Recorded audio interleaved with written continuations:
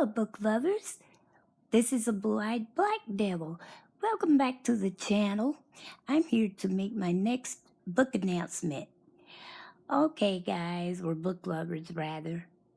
I don't know if you remember or not, but when I joined the YouTube family back in April of this year, I told you that there were 3 types of books I prefer to read.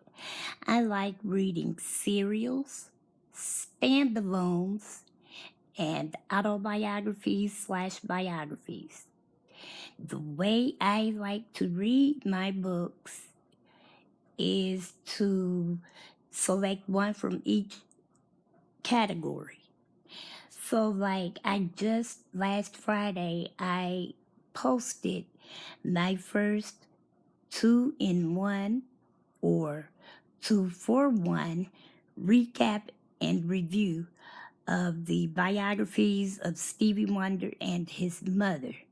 But before I posted those books, I read the first book of a trilogy, and I'm just going to call the trilogy the Marked For trilogy. The first book in that trilogy was Marked For Life. So I recapped and reviewed that. Then I did the biographies. Now I'm on to the second book of the trilogy, and it's titled Marked for Revenge. When I'm done with this book, I will read a standalone. Then I'll come in and read the third book of the trilogy, and then I'll start all the way back over with either a biography or an autobiography. The reason for doing it this way is to keep me from being burned out. As tempting as it is to read some serial books straight through, I tend to notice that I get burned out, and then I won't want to read anything else from that specific author. I don't know why, but that's just how I am. Like, I used to be all into V.C. Andrews, for example. I read them all, or so I thought. But then at some point, it just got to be a bit much. So I don't read any of them anymore. I hope that I'll eventually go back to read some that have been written since she passed, but right now I'm good.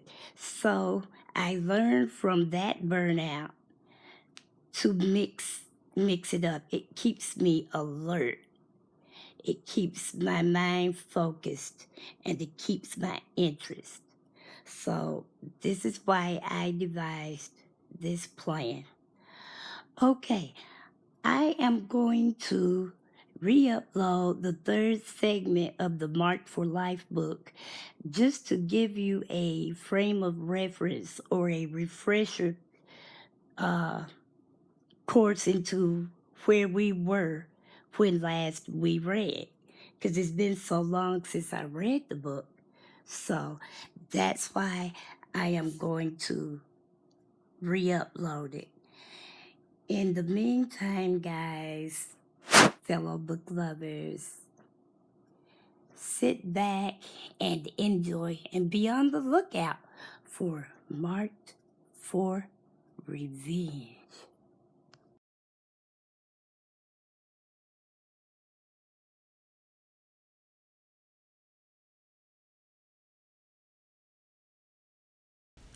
Hello, book lovers. This is a blue-eyed black devil, and I'm here with the third and final installment of the book Marked for Life.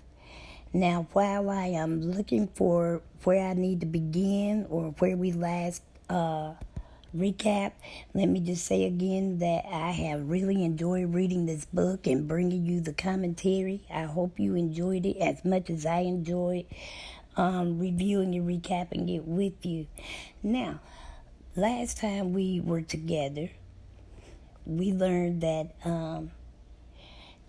the containers where the children or the people were smuggled into the country being Sweden, they had all been located, and we learned that they had been in the water for at least a year. Now, when the containers were opened, we learned that they were full of rotting corpses, all of them. Now, one of the containers, like I just said, they had rotting corpses, but they also, this one particular container also had a mirror. The mirror was inconsequential to everybody except for Yana. Now, Yana didn't know whether it was her mirror or not, but she did wonder if it wasn't her mirror, if it belonged to someone she once knew. All right, on to, like I said, the third and final installment.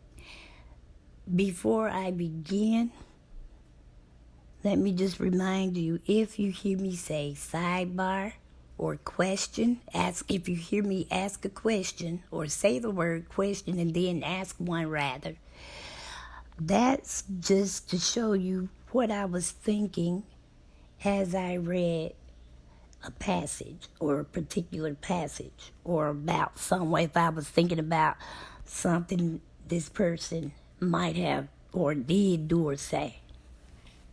Okay. Another person, or another child rather, has been trained to kill. Yana's father, Carl Berzelius, is upset with her because he hasn't heard from her all day. So much so that he silences his wife at the dinner table. Sidebar 1. I get the impression that theirs was a loveless marriage. Sidebar 2. I still think he has something to do with the illegal behavior at the immigration board.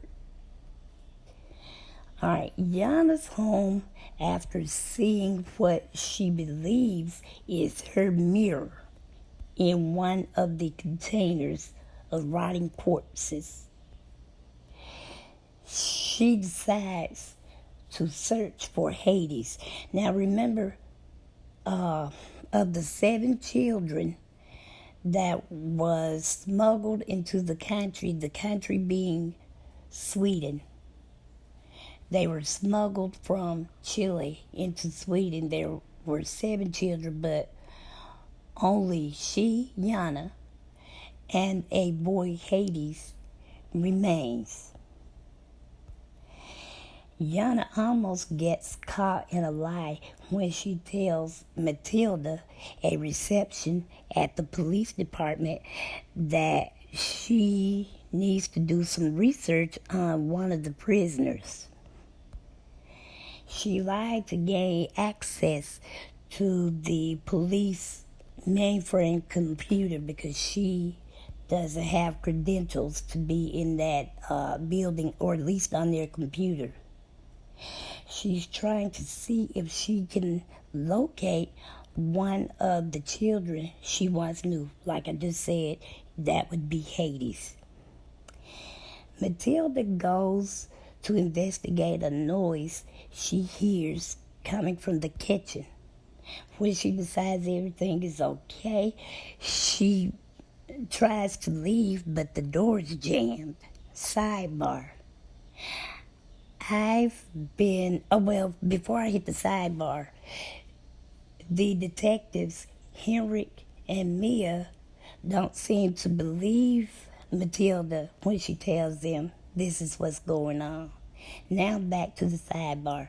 Now, I've been behind a door jamb twice in my life. One time I was like 5 or 6 years old. I went to open my bedroom door, and for whatever reason, the door just would not open. It wouldn't give or anything.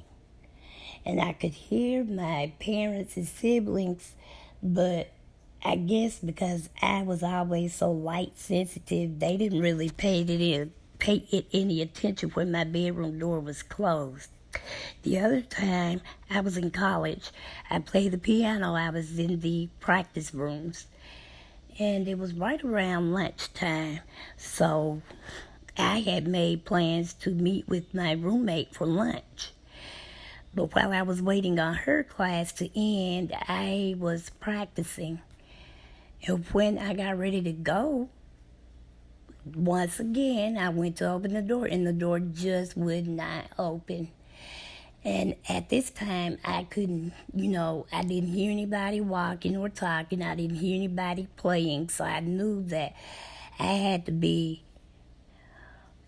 only, one, maybe one other person on another floor or something. But I was the only one down there in the practice rooms. But I was, giving way to panic. But then I thought about it. Just, instead of panicking, because nothing's going to change. So I just continued to play for about another 35 minutes. Then I got up and tried the door again. And this time, miraculously, it opened. So I don't know what that was about. I know when my roommate asked me later on that evening where I was, why I didn't meet her for lunch, I was just too tired from the whole experience to try to explain to her. So I just told her that I decided to practice a little longer, which was not technically, it wasn't a lie. I did decide to practice, but I practiced because the door was jammed. Okay, meanwhile, Yana is still trying to search for Hades before she gets caught on the computer. She finally recognizes the name Danilo Pena, which was Hades' name. All of these children had been reassigned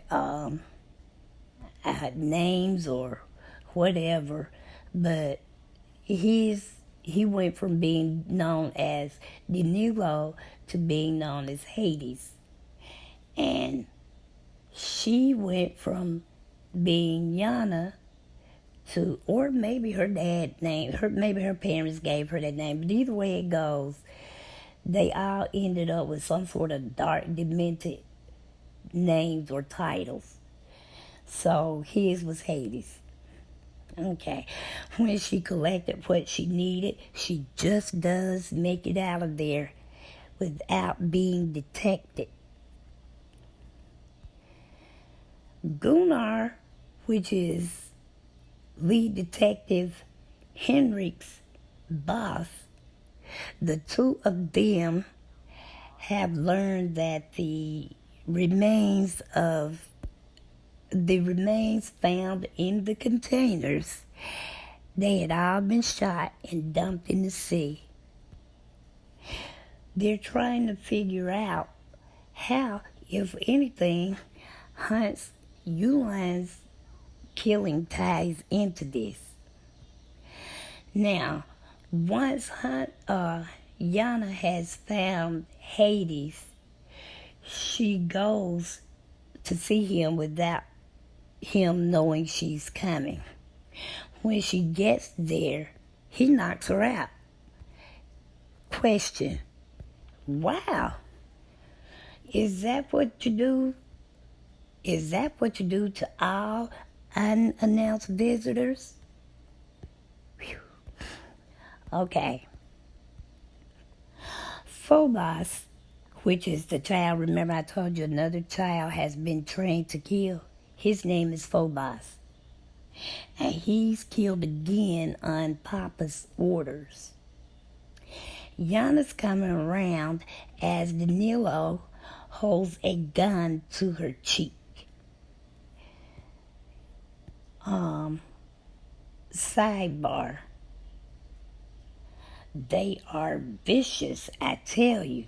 Just vicious. Whew. Okay.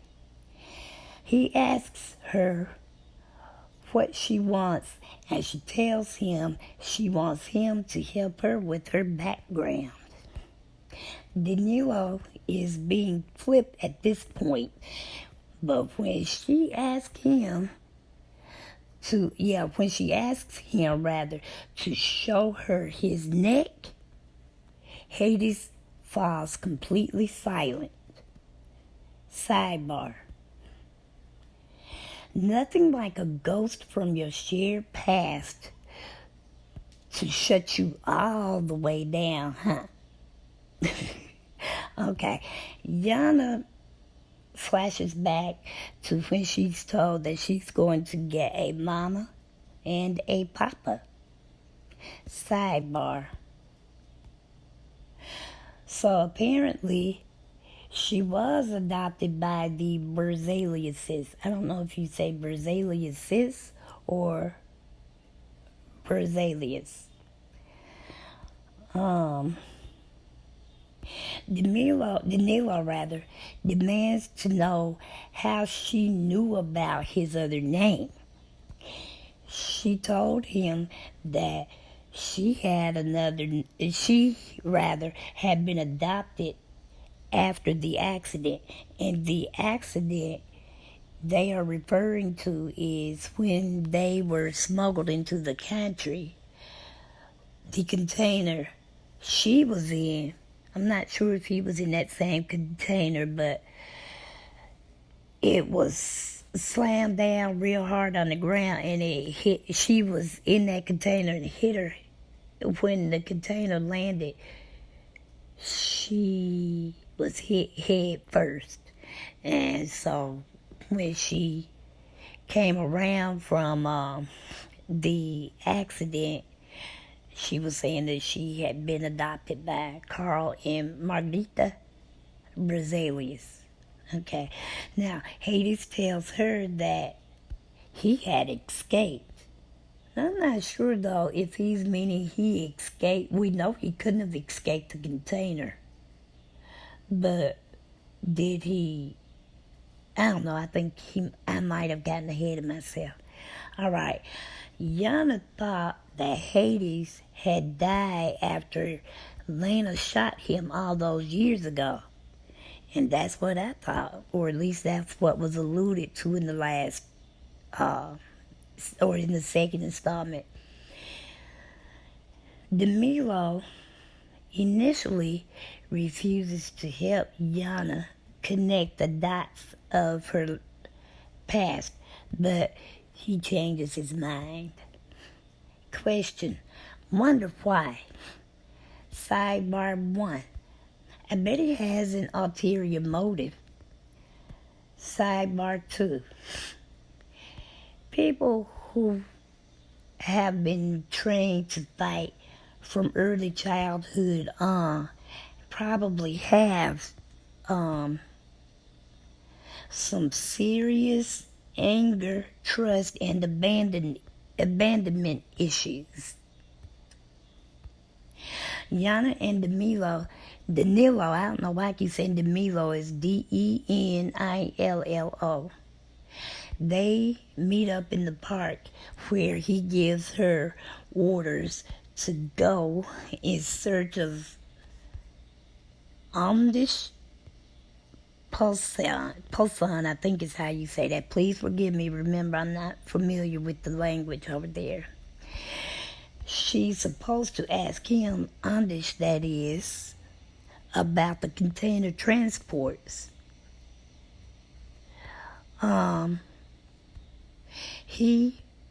Danilo sends he sends Yana looking for Omnish because he knows Omnish will kill her. So bingo, I knew it. He had an ulterior motive. He wanted Omnish to kill Yana. Sidebar, I think that's just low down. Okay. Omnish hurries home, anticipating company, but Yana gets there before he does. She removes all of his knives. Now, remember earlier, I think it was in the second installment, that she tells us, or she tells Danilo anyway, that she likes knives. Or, yeah, it was in the second because she tells, what's the man she killed? Well, she didn't kill him. She did not kill him. But anyway, somewhere along the way, she did say that that was her weapon of choice, was a knife. Okay. Amdish hadn't been long home when Yana approaches him from behind. Question: are all, I guess today they will be referred to as MMA fighters, are they all stealthy? Everybody in this book who have been approached from the underworld, for lack of a better word, they always approach their potential victims from behind, and they are incredibly quiet. So that's what makes me wonder if if being stealthy is part of the training. Alright, she gets him, meaning Amdish, to confess his role in the container transport sidebar. He was the driver, or so he says. Sidebar number 2. Wow, she's good. Somehow she gets him to admit to killing Thanatos, though he says he had no choice. Thanatos was caught trying to escape from the boat. They end up wrestling over the gun, and Amdish manages to get it away from Yana. Then he puts it in his mouth and does away with himself. Henrik tells Mia and Yana to call for backup. He's found another body. Yana, Mia, and Henrik go on a sea excursion of sorts. Henrik and Yana leave Mia behind with the skipper because she is seasick. Yana and Henrik come to a house that seems or feels oddly familiar to Yana.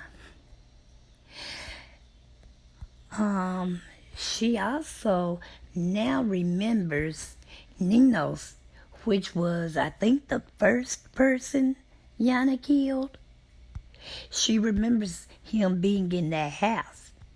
Sidebar: I wonder if this is the house that Yana killed Ninos. Was this the house he was killed in?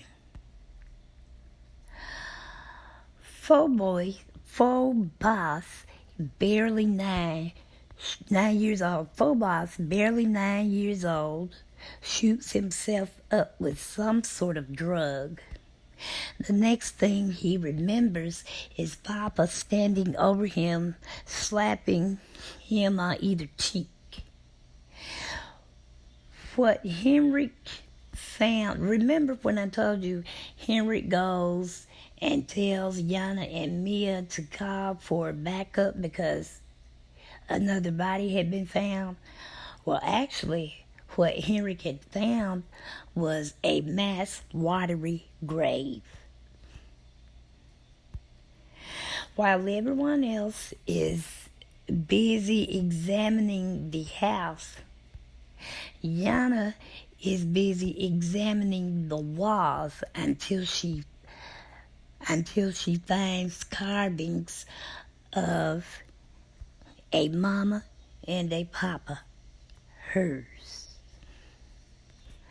A little girl has been identified with the name Erida or Eridae, E-R-I-D as in dog, A. This name means goddess of hate. Now here's a sidebar. It seems to me that every last one of these children have been renamed with violent something, god of death, goddess of violent death. Now this little girl has been renamed the goddess of hate. Okay, so on to the story. This is the name carved into her neck. Her hair had been shaved off to make her appear tougher, stronger, more masculine in appearance. Papa has been identified as Gabriel, I think you say Bolanaki is his last name. Question 1. So was Lena, also known as Mama, and Gabriel, also known as Papa, married? Question 2. Or are those just roles assigned to them? Henrik calls Yana with the news that Gabriel has been detained. The Negro is fighting mad because Amdish is no longer with us. Instead of it being Yana, he wanted Yana to die, not Amdish. So now we find out that Amdish was married to Thomas Riegberg's sister, who passed away from cancer 10 years earlier. Sidebar: she's the only person to die without being killed. Sidebar 2. Now both Amdish and Thomas are dead, and Yana killed Thomas, but she witnessed Amdish kill himself. Trial day for Gabriel. The only thing Gabriel, that is, kept saying was that, quote, I want a lawyer. Yana convinces Henrik to allow her 5 minutes with Gabriel. Now, they are out away from Gabriel and Mia while they are discussing, whether or not she'll be allowed to have 5 minutes with him. Meanwhile, Gabriel tries to make a deal with Mia.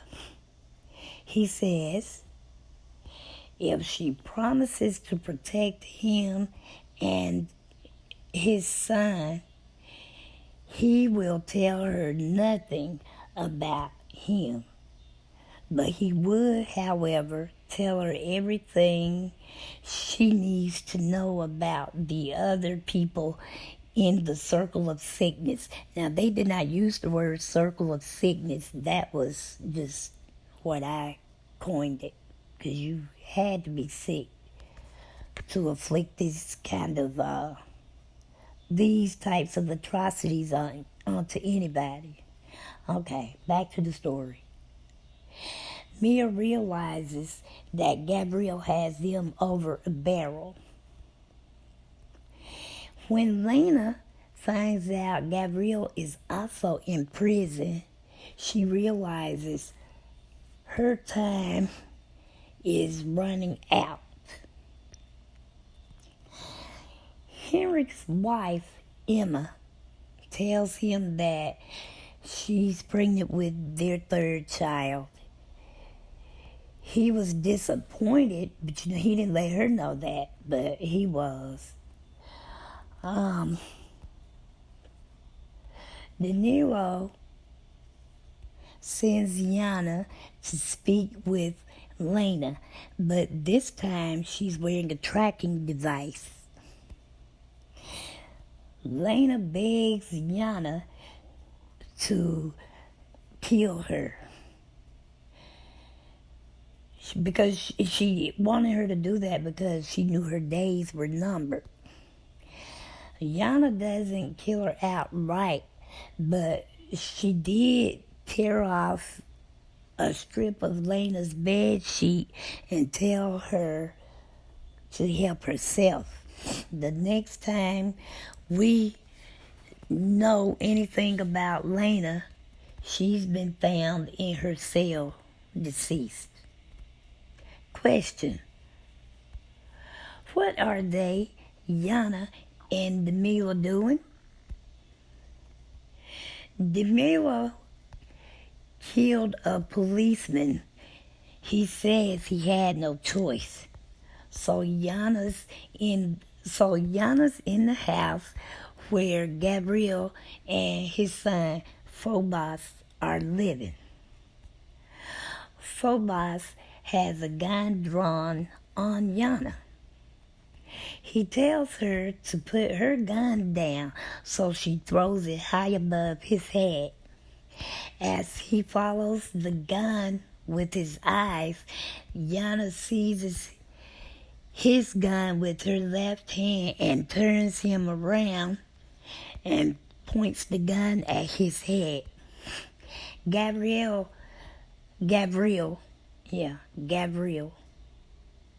steps out from the shadows at this point. She tells him, Gabriel that is, that he used to call her Kier. All these years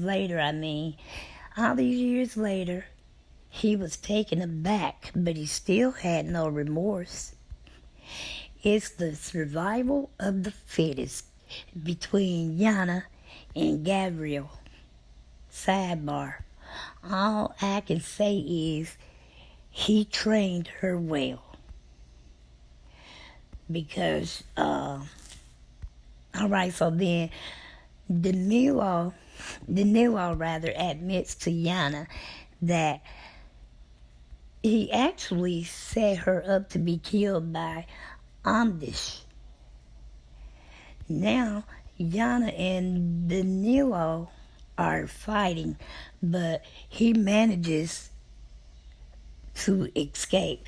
They are fighting because, believe it or not, Yana did not kill Amdish. Danilo, Yana did not kill Gabriel.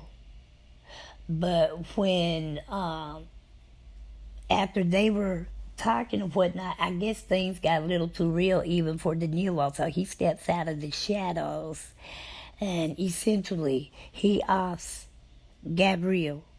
So after he does that to Gabriel, Danilo and Yana begin talking, and at some point they end up wrestling. Danilo is trying to get her gun away from her.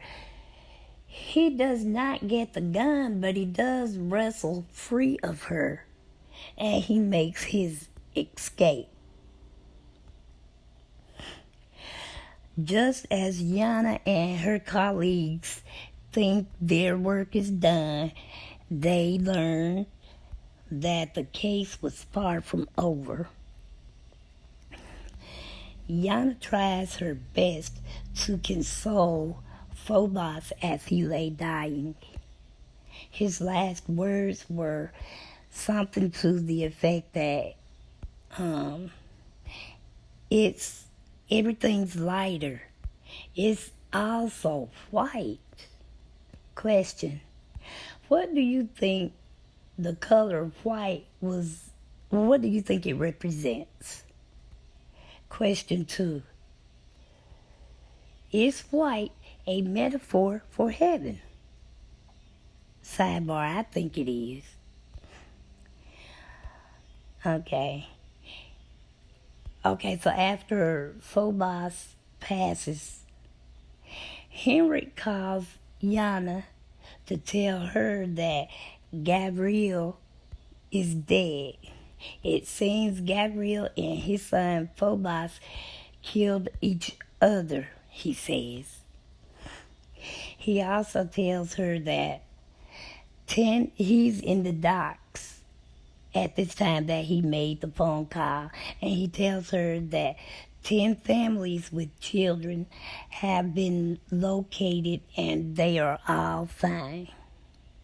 With that being said, the case against Gabriel